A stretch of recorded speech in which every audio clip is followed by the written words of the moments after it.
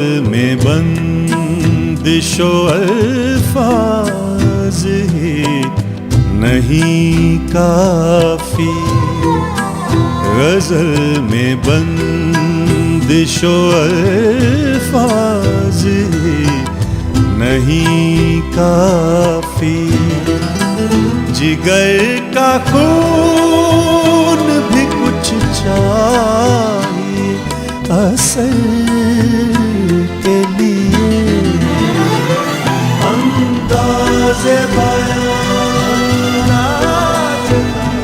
अंदाज़े बयान, अंदाज़े बयान।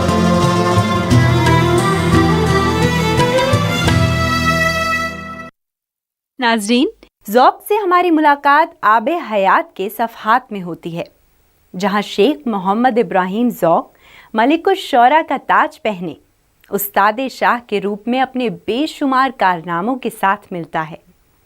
उसके बाद अदब के दूसरे तारीख़ नवीसों ने उन्हें मुख्तलिफ रंगों में पेश किया। ज़ौक़ की शायरी मजलिसी शायरी की सबसे उम्दा मिसाल है। उनकी मजलिसी शायरी के रंग ने ही दिल्ली में गालिब और मोमिन जैसे शोरा पर फौकियत कायम रखी थी। शेख मोहम्मद इब्राहिम ज़ौक़ की विलादत सन 1789 में हुई। वो एक गरीब सिपाही के बेटे थे। दौरान तालीम में ही शेर कहने का शौक पैदा हुआ। उन दिनों दिल्ली में शाह नसीर का बोलबाला था। ज़ौक़ उन्हीं के शागिर्द हो गए। शाह नसीर ने जब उनकी मकबूलियत देखी तो इस खौफ से टालना शुरू किया कि कहीं वो उनसे आगे न बढ़ जाए। ये देखकर ज़ौक़ उनसे अलग हो गए और थोड़े ही दिनों में अपनी रियाजत और मश्क से शोहरत हासिल कर ली। यहाँ तक कि बहादुर शाह जफ़र ने उन्हें बुलाकर अपना उस्ताद बना लिया। उस वक्त ज़ौक़ की उम्र सिर्फ 20 साल की थी। इस उम्र में उन्होंने बादशाह की तारीफ में जो कसीदा लिखा, उस पर उनको खाकानी हिंद का खिताब मिला। जब बहादुर शाह बादशाह हुए तो उन्होंने ज़ौक़ को अपनी सल्तनत का मलिकुश शोरा मुकर्रर कर दिया और उनकी तनख्वाह जो इब्तिदा में सिर्फ 4 रुपए थी 100 रुपए तक पहुंच गई। उन्होंने बहुत से कसीदे कहे जिन पर उनको जागीर में गांव भी मिले और खिलत व खिताब भी। सन 1854 में उनका इंतकाल हो गया। नाजरीन, ज़ौक़ की शायरी में तजर्बे का वो आवामी उन्सुर मौजूद था जिसकी वजह से उनके अशार मजालिस में मौका महल के मुताबिक सबसे ज़्यादा इस्तेमाल होते थे। शेर सुनने और शेर सुनाने वाला शख्स ये समझता था कि इस शेर में उनके ख़यालात बिल्कुल एक जैसे हैं। तो आइए नाजरीन, ऐसी ही उनकी एक गज़ल सुनते हैं।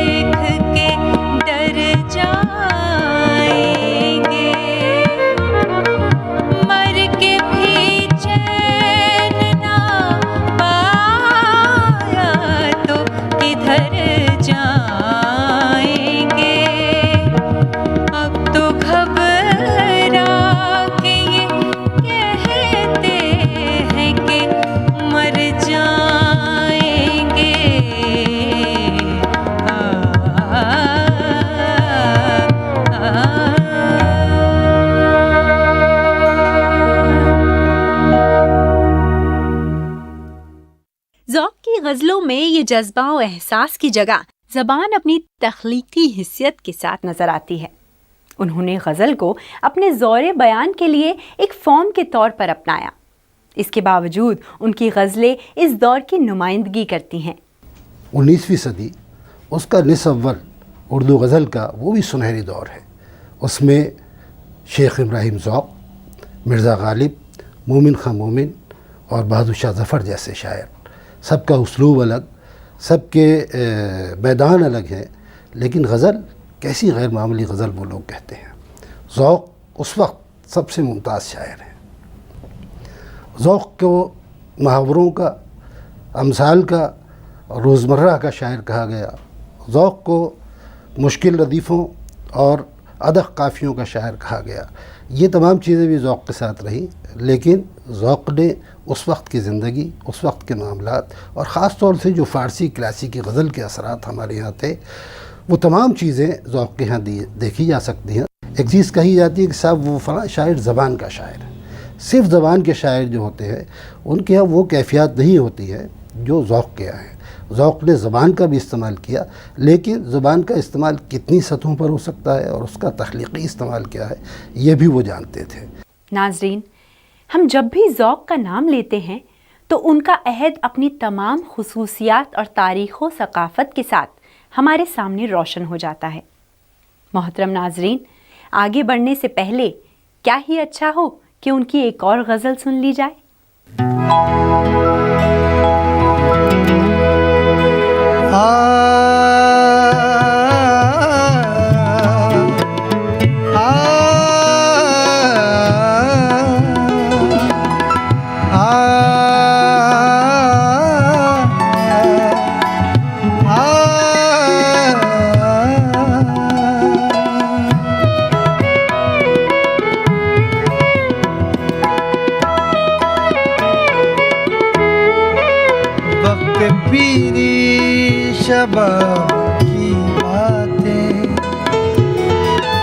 वक्त पीरी शबाब की बातें ऐसी हैं जैसे ख्वाब की बातें, ऐसी हैं जैसे ख्वाब की बातें।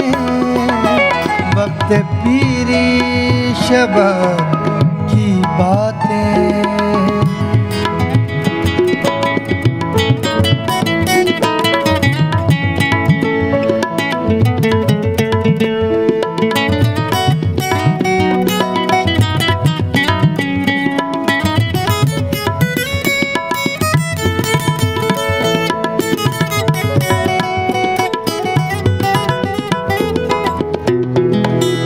फिर मुझे ले चला उधर देखो,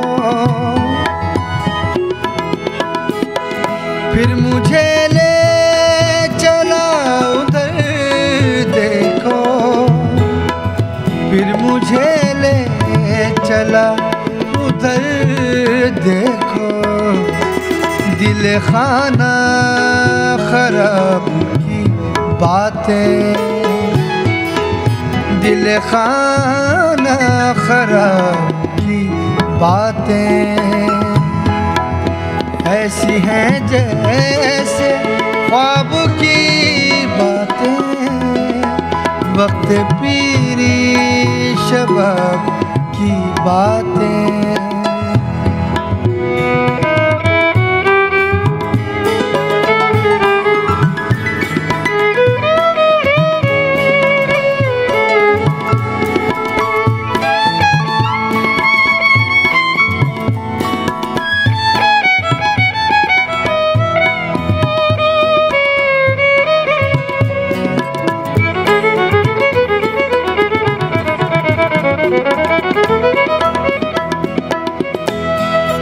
मुझको रुसवा करेगी खूबे दिल, मुझको रुसवा करेगी खूबे दिल।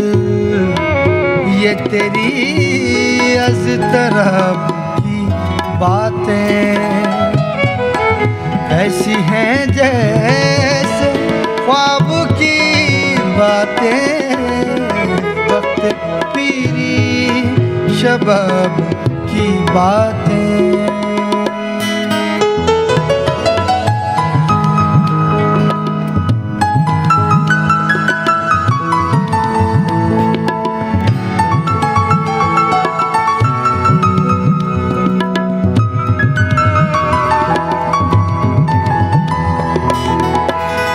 जिक्र किया जोश इश्क में ए ज़ौक़, जिक्र किया जोश इश्क में ए ज़ौक़, जिक्र किया जोश इश्क में ए ज़ौक़। हमसे हो सब्र तब की बातें, बातें हमसे हो सब्र तब की बातें। ऐसी हैं जैसे ख्वाब की बातें, वक्त पीरी शबाब की बातें, बातें वक्त पीरी शबाब की बातें, बातें वक्त पीरी शबाब की बातें, बातें वक्त पीरी। आ आ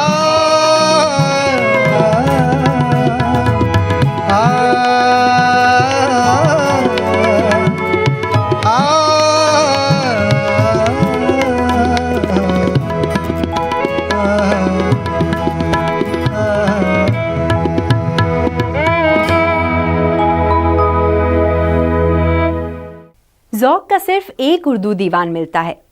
सौदा के बाद उनको उर्दू का सबसे बड़ा कसीदा गो समझा जाता है। ज़ौक़ के सभी कसीदे बादशाहों की मदह में और खालिस दरबारी ज़िंदगी की पैदावार है। इसी वजह से कसीदा गो शोरा की गज़लों में भी वो बेचैन और बेकरार जज्बाती उन्सुर नहीं पाया जाता जो गज़ल के लिए ज़रूरी है। ज़ौक़ का ज़माना बहुत ही दिलचस्प ज़माना है। उर्दू शायरी का अगर आप सरमाया देखें तो उर्दू गज़ल के असातिज़ा में और उसके बाद कसीदे के असातिज़ा में अगर आपको दो चार नाम मिलेंगे तो उनमें ज़ौक़ को आप सर फ़हरिस्त रखेंगे। उनसे पहले कसीदे के शायरों में सौदा का नाम सबसे बड़ा था, अगरचे मीर ने भी कसीदे कहे, कुछ गालिब ने भी कहे, लेकिन ज़ौक़ का मर्तबा कसीदा निगारी में बहुत बड़ा था। ज़ौक़ की गज़ल में वो तहें नहीं हैं, वो एक ही शेर में मुतादिद सतहें नहीं हैं कि जो जैसे गालिब के यहाँ मिलती हैं। तो लिहाजा अगर आप देखें तो एक दानिश्वरों के लिए ज़ौक़ की शायरी वो ज़बान के एतबार से तो चैलेंज है, लेकिन शायरी के एतबार से उतना बड़ा चैलेंज नहीं है जितना बड़ा चैलेंज गालिब की शायरी है, और वो आज तक वैसे ही चैलेंज बना हुआ है। ज़ौक़ की शायरी जो है वो पसंद की जाएगी, महफ़िलों में मकबूल होगी, आम लोगों की ज़बान पे चढ़ी होगी, बात बात पर उसका इस्तेमाल होगा और हमें लुभाएगी, हमें पसंद आएगी और हम उसे हर ज़माने में याद रखेंगे। और आज भी आप देखेंगे तो अचानक लोगों को की ज़बान पर अगर अशार आ जाते हैं, मिसरे आ जाते हैं, तो वो ज़ौक़ के होते हैं। तुम भूल कर भी याद नहीं करते हो कभी, हम तो तुम्हारी याद में सब कुछ भुला चुके। ज़ौक़ की शायरी के पस मंज़र को देखिए तो उसमें 18वीं सदी की अदबी रिवायत के दौर जहां नुमाया तौर पर मिलते हैं। वो शेरी रुझान जिसे मिर्ज़ा मज़हर जान जाना, मीर, दर्द और मुसहफ़ी ने पैदा किया, यही वो रुझान है जो 19वीं सदी में गालिब, मोमिन, शेफ्ता और उन जैसे दूसरे शौरा की सूरत में मज़ीद बुलंदियों पर नज़र आता है। नाज़रीन, ज़ौक़ की ऐसी ही एक गज़ल मुलाहिज़ा फरमाएं।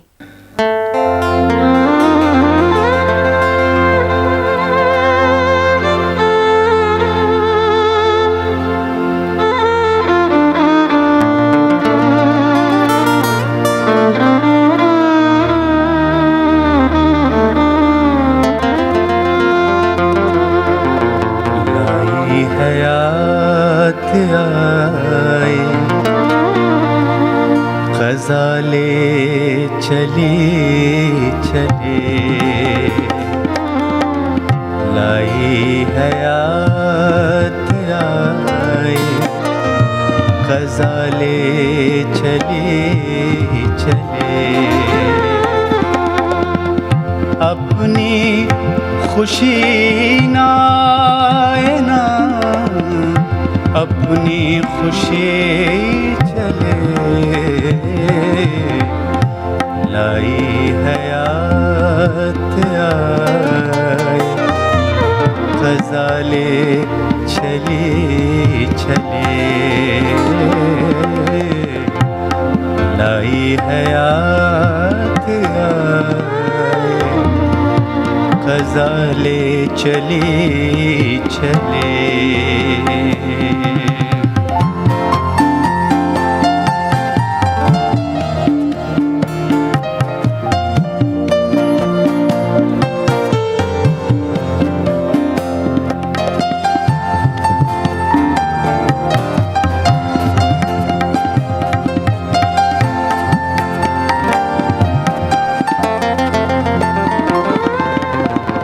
बेहतर तो है यही कि ना दुनिया से दिल लगे,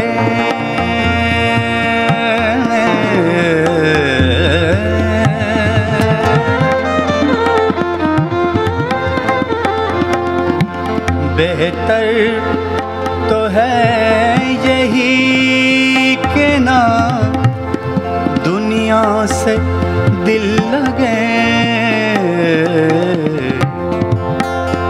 पर क्या करे जो काम ना बेदिल लगे चले,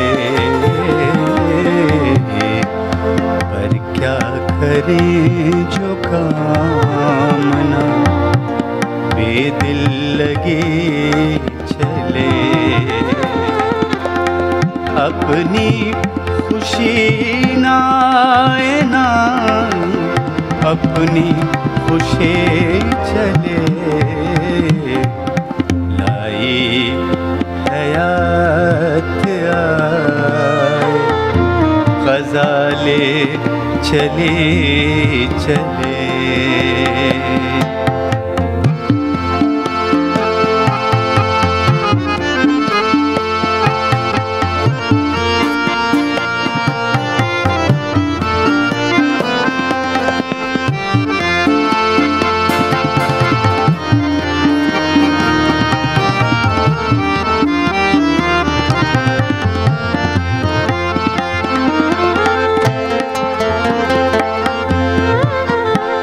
दुनिया ने किस करा है फना में दिया है साथ,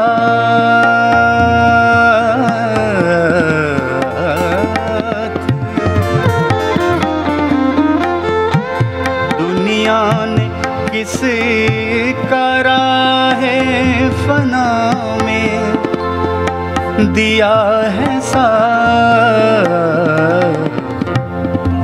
तुम भी चले चलो यूं ही जब तक चली चले, तुम भी चले चलो यूं ही जब तक चली चले। अपनी खुशी नाए ना, अपनी खुशी चले, लाई हयात आए, ग़ज़ाले चले चले। अपनी खुशी नाए ना, अपनी खुशी चले, लाई हयात आए, ग़ज़ाले चले चले।